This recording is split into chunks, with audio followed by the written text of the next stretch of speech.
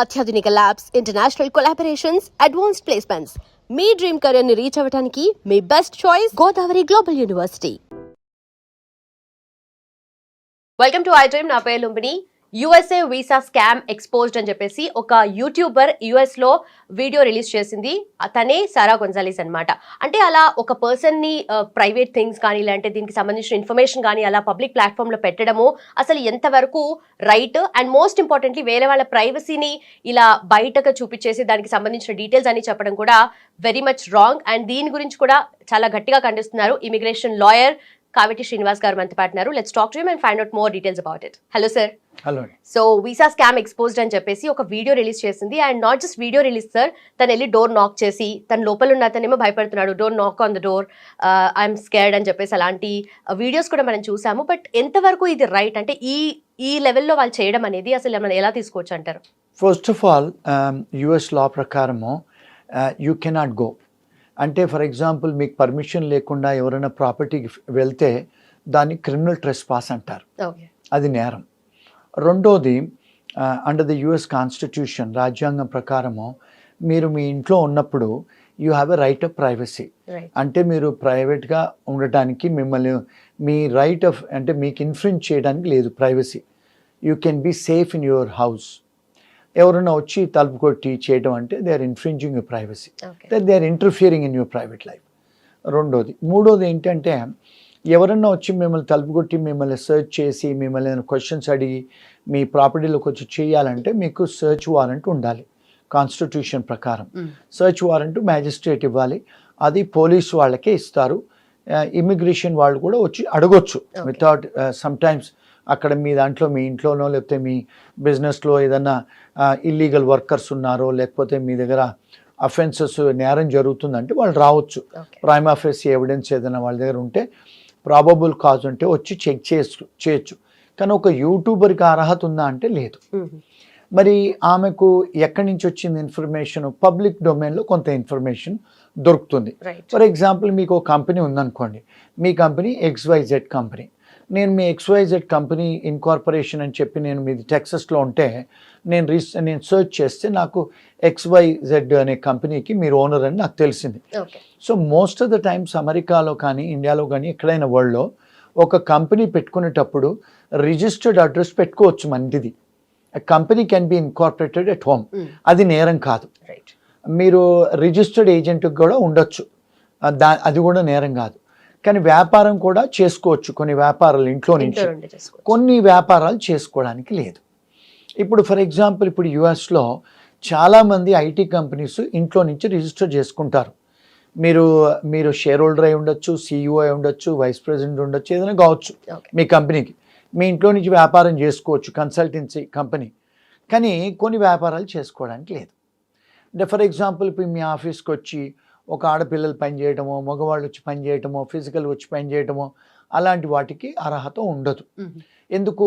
Entry ఉండాలి, ఒక ప్రాపర్టీకి ఎగ్జిట్ ఉండాలి, అంటే ఫైర్ క్లియరెన్సెస్ ఉండాలి, సిటీ క్లియరెన్సెస్ ఉండాలి. ఇంట్లో అవన్నీ ఉండవు కదా. ఆడవాళ్ళకంటే సపరేట్ బాత్రూమ్ ఉండాలి, ఇవన్నీ కొన్ని రెగ్యులేషన్స్ ఉంటాయి. ఫర్ ఎగ్జాంపుల్ మీ దగ్గరికి ఎవరైనా కస్టమర్స్ బిజినెస్ ఇన్వైటీస్ వస్తే వాళ్ళకి సపరేట్ ఎంట్రన్స్ ఉండటం, ఎవరైనా డిసేబుల్డ్ ఉంటే వాళ్ళకి రావడానికి సపరేట్ ఎంట్రన్స్, ఇవన్నీ లోకల్ లాస్ అవన్నీ. మరి అవన్నీ ఉండవు కదా ఇంట్లో. అందుకని మీకు అంటే వ్యాపారం చేసుకునే పర్మిషన్స్ ఉండవు. సో ఒకవేళ ఐటీ కన్సల్టింగ్ కంపెనీ అంటే చేసుకోవచ్చు. ఎందుకు? మీ ఎంప్లాయీస్ అంతా బయట ఉంటారు, మీ ఆఫీస్కి వచ్చి ఎవరు పనిచేయరు, క్లౌడ్లోనే పనిచేస్తారు, బయటనే పనిచేస్తారు, రిమోట్లో పనిచేస్తారు. So that is okay, they can do it. మీరు పేరోల్ నడుపుకోవచ్చు, మీరు ఇన్వాయిస్ చేయొచ్చు ఇంట్లో కూర్చొని, which is legitimate. Even income tax వాళ్ళు కూడా మీకు క్రెడిట్ ఇస్తారు ఇంట్లో నుంచి వ్యాపారం చేసుకుంటే, ట్యాక్స్ క్రెడిట్స్ దొరుకుతాయి, దట్స్ లాఫుల్. కానీ ఇంట్లో ఉండి మీరు H1B మీ ఇంట్లో నుంచి చేయకూడదు. H1B వర్కర్స్ అంటే నాన్ ఇమిగ్రెంట్ వర్కర్స్, దానికి బిజినెస్ ప్లేస్ ఏదైనా ఉండాలి బయట, అంటే ఒక బిజినెస్ ప్రెమైసెస్ ఉండాలి. సో ఇప్పుడు ఈ సారా గొంజాలిస్ ఏం చేసింది, పబ్లిక్ డొమైన్లో కొంత ఇన్ఫర్మేషన్ దొరుకుతుంది మీకు. ఆ ఇన్ఫర్మేషన్ తీసుకొని ఏం చేసింది, క్రిమినల్ ట్రెస్పాస్ చేసింది. ఆ ప్రాపర్టీకి వెళ్ళేసి కెమెరాలు పట్టుకొని వెళ్ళేసి తలుపు కొట్టి మీరు ఎంతమంది ఉన్నారు ఏంటి అనేది she is infringe the privacy of that individual, ఆ ఇంటి ఓనర్. మూడోది ఏం చేసింది, బయటకు వచ్చేసి పక్కింటోళ్ళని అడిగింది, ఎదురింటోళ్ళని అడిగింది. అడిగేసి ఆయన ఫోన్ చేసి పోలీసు వాళ్ళకి ఫోన్ చేస్తే వెళ్ళిపోయింది ఆమె. పబ్లిక్ డొమైన్లో ఉంది కదా ఇన్ఫర్మేషను. ఏం చేసింది, ఆ ఇంట్లో 27 మందికి స్పాన్సర్ చేశాడు, H1Bలు స్కామ్ చేశాడు, ఫ్రాడ్ చేశాడని అంది. మరి ఆమె దగ్గర ఏం ఎవిడెన్సెస్ ఉన్నాయని చెప్పి చేసింది. ఇవన్నీ కూడా నేరపూరితమే ఆమె చేసినవి. రైట్. ఆన్ దట్ నోట్ ఒకవేళ పర్టికులర్గా దానికి సంబంధించిన ఇన్ఫర్మేషన్ ఉన్నా కూడా తనకు ఆ రైట్ లేదు కదా వెళ్ళి చేయడానికి. ఎస్, ఎందుకంటే she's a private individual, she's a YouTuber. ఆమె లా ఎన్ఫోర్స్మెంట్ ఆమె కాదు, ఇమిగ్రేషన్ ఆఫీసర్ కాదు, ఇన్కమ్ ట్యాక్స్ ఆఫీసర్ కాదు ఆమె, అంటే జస్టిస్ డిపార్ట్మెంట్ దేనికి సంబంధించిన ఆఫీసర్ కాదు ఆమె. ఇప్పుడు మీకు లా ఎన్ఫోర్స్మెంట్ వాళ్ళైతే మీకు అర్హత ఉంటుంది. ఎప్పుడు when they have a probable cause, అంటే వాళ్ళకి ఇన్ఫర్మేషన్ ఉండాలి. ఇక్కడ ఏదో నేరం జరుగుతుంది, ఇక్కడ పని చేయించుకుంటున్నాడు, చేయట్లేదు, అలాంటి ఏం లేదు. పబ్లిక్ డొమైన్లో ఇన్ఫర్మేషన్ తీసుకొని ఈ ఇంట్లో 27 మంది ఎంప్లాయీస్ H1B ఫ్రాడ్ చేశాడు అని చెప్పి ఒక థంబ్నెయిల్ పెట్టేసి రిలీజ్ చేసేసింది ఆమె యూట్యూబ్లోను, ఆమె ఇన్స్టాగ్రామ్లో. అది చూసేసి అది వైరల్ అయిపోయి ట్రెండింగ్ అయిపోయి ఇప్పుడు ఇండియాలో కూడా ఇండియన్ ఛానల్స్ వాళ్ళు, యూట్యూబ్ ఛానల్ వాళ్ళు, మెయిన్ స్ట్రీమ్ ఛానల్ వాళ్ళు, ఈవెన్ టైమ్స్ ఆఫ్ ఇండియా వాళ్ళు కూడా ఇండియన్స్ అమెరికాలో ఉండి H1B ఫ్రాడ్లు చేస్తున్నారు అని చెప్పేసి పెడుతున్నారు. అంటే దట్ ఈస్ డిఫమేషన్ కదా. మీకు బేసిక్ ఇన్ఫర్మేషన్ ఏం లేదు. మీరు ఒక యూట్యూబ్ ఛానల్లో చూసేసి లేదా మెయిన్ స్ట్రీమ్ న్యూస్ పేపర్లలో చూసేసి మీరు ఎట్లా అక్యూజేషన్ చేస్తారు? అంటే it could be false information కదా. ఏం వెరిఫికేషన్ తీసుకోకుండా చేస్తున్నారు. ఇప్పుడు ఏమైంది పరిస్థితి, ఇప్పుడు వాళ్ళు ఆయన ఇల్లు వదిలేసి వెళ్ళిపోయాడు. ఆయన ఇంట్లో ఉండట్లేదు, ఆయన భార్య పిల్లలు ఇంట్లో ఉండట్లేదు. ఎందుకు, ఏ టైంలో పోలీస్ వాళ్ళు వచ్చి అరెస్ట్ చేస్తారో, ఇమిగ్రేషన్ వాళ్ళు వచ్చి అరెస్ట్ చేస్తారని చెప్పి ఇల్లు వదిలేసి వెళ్ళిపోయాడు. వ్యాపారం కూడా ఆపేశాడు. ఇప్పుడు అలాంటివి చేసినప్పుడు ఏమవుతుందంటే మీకు టార్చర్స్ ఇంటర్ఫిరెన్స్ ఇన్ బిజినెస్ అంటారు. అంటే ఇట్స్ యాక్షనబుల్. అంటే ఆ పర్టికులర్ పర్సన్ ఓనర్కి he has a rights as against that lady in constitution, under the criminal law, under various laws in America. So ఇలాంటి చేయకూడదని నా ఒపీనియన్, పర్సనల్ ఒపీనియన్. ఇప్పుడు trending అది, మన అందరి మీడియా వాళ్ళకు ఏదో ఒకటి ఇట్లాంటివి అయితే లక్షల మంది చూస్తారు, ఆయనను తప్పుగా భావిస్తున్నారు. So it's also defamation on the part. అంటే ఫాల్స్ ఇన్ఫర్మేషన్ కావచ్చు కదా. మీ దగ్గర ఏముంది ఇన్ఫర్మేషను, ఆయన 27 మందిని తీసుకొచ్చాడని, ఆయన H1B ఫ్రాడ్ చేస్తున్నాడని మీ దగ్గర ఏ ఇన్వెస్టిగేషను పెండింగ్ లేదు. ఏ డిపార్ట్మెంట్ ఆఫ్ లేబరు లేకపోతే ఇమిగ్రేషన్ వాళ్ళు డిటర్మిన్ చేయలేదు, అడ్జుడికేట్ అవ్వలేదు కదా, వీడు దొంగ నిర్ధారణ చేయలేదు కదా. మరి ఎలా మీరు చెప్తారు? సో డిఫమేషన్ అయిపోయి ఆయనకి ఇమోషనల్ డిస్ట్రెస్ అవుతుంది. ఇప్పుడు ఆయన అది డిఫెండ్ చేసుకోవాలంటే లాయర్స్ ఖర్చు పెట్టాలి. రేపు మళ్ళీ ఇమిగ్రేషన్ వాళ్ళు రావచ్చు, మళ్ళీ డిపార్ట్మెంట్ ఆఫ్ లేబర్ రావచ్చు, ఇన్కమ్ ట్యాక్స్ వాళ్ళు రావచ్చు, మున్సిపల్ వాళ్ళు రావచ్చు, పోలీస్ వాళ్ళు కూడా రావచ్చు. ఇంతమందికి ఆయనకు ఆన్సర్ చెప్పుకోవాలంటే ఒక చిన్న వీడియోతోని ఎన్ని ఇబ్బందులు చెప్పండి. So it's all infringement of laws of a private individual. So that's against the law. That is my opinion, and this is not a legal opinion which I am giving. This is only a analysis of Vishleshana. Ante.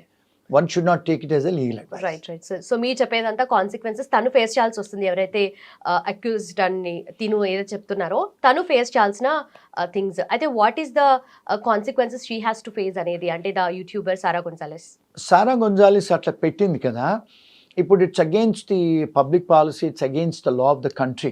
అంటే ఆమెకి ఏ permissions లేకుండా మీరు ఇప్పుడు మన investigative journalist అనేవాళ్ళు ఉన్నారు. Investigative journalist అనేవాళ్ళు investigation చేయొచ్చు, కానీ మీరు ఎప్పుడు ఎక్స్పోజ్ చేయొచ్చు? ఒక ఫ్రాడు, ఒక మిస్రిప్రజెంటేషన్ ఎప్పుడు చేయొచ్చు? ఒక మనిషిని మీరు ఎప్పుడు డిఫేమ్ చేయొచ్చు అంటే ఎప్పుడైతే నువ్వు పబ్లిక్ ఫిగర్ అయినప్పుడు పబ్లిక్ ప్లేస్లో షూట్ చేయొచ్చు, కానీ not in a private person in private ప్రాపర్టీలో చేయడానికి లేదు. నెంబర్ 1.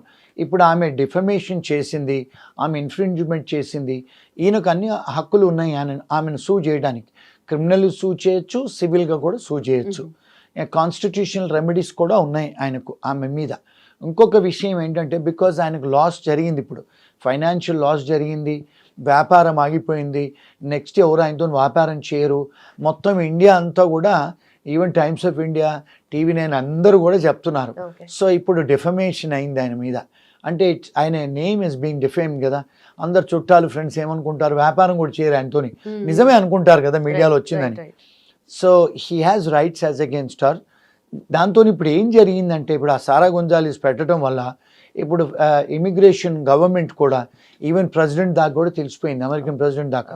ఇప్పుడు ఐసో ఏజెంట్లను అపాయింట్ చేశారు. ఇప్పుడు అన్ని కంపెనీస్ అమెరికాలో ఎవరెవరైతే ఇంట్లో రిజిస్టర్ చేశారో, ఇంట్లో నుంచి వ్యాపారాలు చేస్తున్నారో వాళ్ళందరినీ కూడా ఇన్వెస్టిగేట్ చేయమని ఆర్డర్ చేశారు. రెండోది టెక్సస్ గవర్నర్ ఏం చేశారు, ఇప్పుడు టెక్సస్ గవర్నమెంట్ ఎవరెవరినైతే H1B వాళ్ళని తీసుకొస్తారో అన్ని గవర్నమెంట్ ఏజెన్సీస్కి ఆయన ఆర్డర్ ఇచ్చారు, నెక్స్ట్ H1 ఎవరిని చేయకూడదని ఫ్రీజ్ చేయమని చెప్పారు. ఎంత రిపర్కేషన్స్ చూడండి ఇప్పుడు ఒక చిన్న వీడియో వల్ల. అంటే because press is a fourth estate of democracy and they are the watch dog, I agree, but not in this way. Okay, not at this level. yes okay, so government interference definitely ఈ point of టైంలో అవసరం కాబట్టి వాళ్ళు ఫర్దర్గా ఎలాంటి changes తీసుకొచ్చే chances ఉన్నాయి లాలో కానీ, లేదంటే వాళ్ళ ఇంప్లిమెంటేషన్ ఆఫ్ ద పాలసీస్ కానీ, స్కీమ్స్ కానీ? ఇప్పుడు ప్రిజుడిస్ అవుతారు కదా. ఇప్పుడు ఒక సారా గొంజాలిస్ చేసిన యూట్యూబ్కు ఇన్స్టాగ్రామ్ చూసి మెయిన్ స్ట్రీమ్ అంతా కూడా they are looking at that now. అంటే వీళ్ళందరూ చాలా మటుకు అమెరికాలో ఐటీ కంపెనీ ఓనర్స్ 80 to 85% మన ఇండియన్సే ఉన్నారు. మన ఇండియన్సే ఇప్పుడు వాళ్ళు టార్గెట్ చేస్తున్నారు. ఎందుకంటే ఇప్పుడు వచ్చిన ప్రజెంట్ అడ్మినిస్ట్రేషన్ కూడా H1B మీద చాలా అంటే కట్టుదిట్టాలు పెడుతున్నారు. అంటే $1,00,000 కట్టాలని, లేకపోతే అంటే లెవెల్ 4 వాళ్ళకే ఫస్ట్ వీసాలు ఇవ్వాలని, అంటే 2,50,000 జీతం ఉన్న వాళ్ళకే ఫస్ట్ లాటరీ తీసుకోవాలని, అలాంటి ఉల్లంఘనలు అన్నీ పెడుతుంటే ఇప్పుడు ఇక్కడికి వచ్చారు చాలామంది H1B వీసా వేయించుకోవడానికి. ఇండియాకు చాలా కంట్రీస్కు వీసా స్టాంపింగ్ వెళ్తే వాళ్ళందరి కూడా ఆర్బిటరీ వీసా క్యాన్సిల్ చేస్తున్నారు, H4లు క్యాన్సిల్ చేస్తున్నారు, అపాయింట్మెంట్స్ ఇవ్వట్లేదు. మరి ఎంత అంటే how it is causing effect on the H1B workers, వాళ్ళ లైఫ్స్ మీద ఎఫెక్ట్ పడుతుంది, కంపెనీ ఓనర్స్ మీద ఎఫెక్ట్ పడుతుంది. ఇప్పుడు చాలామంది కంపెనీస్ కూడా H1B ఎంప్లాయీస్ని హైర్ చేయాలంటే వాళ్ళు కాంట్రాక్ట్స్ ఎంటర్ అవుతారు పెద్ద పెద్ద కంపెనీస్తోని. ఎందుకంటే దీస్ H1B ఎంప్లాయర్స్ ఎవరైతే ఉన్నారో ఇండియా లాంటి దేశాల నుంచి H1B స్పాన్సర్ చేసి తీసుకొచ్చి బయట థర్డ్ పార్టీకి కాంట్రాక్ట్ ఇస్తారు. ఇప్పుడు ఆ కాంట్రాక్ట్స్ అన్ని బ్రీచ్ అవుతున్నాయి కదా, మరి they cannot perform the contracts. అంటే ఎంత ఫైనాన్షియల్ బర్డెన్ అవుతుంది, ఎంత లాస్ అవుతుంది చెప్పండి. ఇప్పుడు ఆ H1B వర్కర్స్ల జీవితాలు కూడా చెల్లా చెదరవుతున్నాయి. వాళ్ళు వెనక్కి పోలేరు, వాళ్ళ ఇల్లులు ఉన్నాయి, పిల్లల స్కూల్స్ ఆగిపోతాయి, వాళ్ళ బ్యాంక్ అకౌంట్స్ ఫ్రీజ్ అవుతాయి, వాళ్ళ క్రెడిట్ కార్డ్స్ పోతాయి, కార్లకు పేమెంట్ చేయలేరు, ఇల్లుకు పేమెంట్ చేయలేరు. ఎంత డిజాస్టర్ అవుతుంది చెప్పండి ఒక చిన్న వీడియోతోని. So one has to be careful when they doing such things. But అమెరికాలో ఫ్రీడమ్ ఆఫ్ ప్రెస్ అనేది ఉంది, మన ఇండియాలో కూడా ఫ్రీడమ్ ఆఫ్ ప్రెస్ ఉంది, మీ జర్నలిస్టులకు freedom of press, freedom of expression అనేది ఉంది, కాదని నేను అనను. బట్ దానికి కూడా కొన్ని ఉల్లంఘనలు ఉన్నాయి కదా. It has to be within the purview of constitution, right? Right. Our regulations so definitely. Yes. Yeah. So she's just doing whatever she wants arbitrarily. Okay. Adandi. Okay sir, అయితే ఆన్ దిస్ నోట్ ఇప్పుడు యుఎస్లో ఉన్న మన Indians ప్రతి విషయంలోనూ ఎప్పుడు భయపడుతూనే ఉండాలి, ఏదో ఒక పాయింట్ ఆఫ్ టైంలో ఎలా ఏంటి ఏమవుతుందో అని చెప్పేసి నెక్స్ట్ డే ఫర్దర్గా ట్రంప్ చేసే స్పెషలీ అనౌన్స్మెంట్స్ కూడా దాని గురించి కూడా ఆలోచించాలి. కాబట్టి సో యుఎస్లో ఉన్న మన ఇండియన్స్ ఎలాంటి జాగ్రత్తలు తీసుకోవాలని చెప్తారు? ఏం లేదండి, అందరూ మీలాంటి వాళ్ళ యూట్యూబ్లు చూడాలి రోజు and they can see that in media everyday. మా అధ్యక్షుల వారు రాత్రి ఏదో డిసిషన్ తీసుకుంటారు, పొద్దున పాలసీ పెట్టేస్తారు. So one has to follow. White house website ఉంటుందండి, ఎవరైనా వైట్ హౌస్ వెబ్సైట్కి వెళ్తే వారు తీసుకునే పాలసీస్ అన్నీ రోజు అప్డేట్ అవుతాయి, అది ఫస్ట్ చూడాలి. అంటే బయర్ బీ అవేర్ అని మనం ఏదైనా కొనుక్కునేటప్పుడు 10 సార్లు ఆలోచించి చూసి కొనుక్కుంటాం. అలాగే if you're living in America now you have to be aware. నాకు తెలీదు, లాకు అర్థం కాదు, ఇప్పుడు మనం ChatGPTలో తెలుగులో కూడా చూసుకోవచ్చు మనం అన్ని ఇన్ఫర్మేషన్లు. So language is not a criteria now, everybody has a smartphone, they have to be aware. Right, sir. Being aware is the best thing to do. Thank you so much, sir. Thanks for your time. Thank you.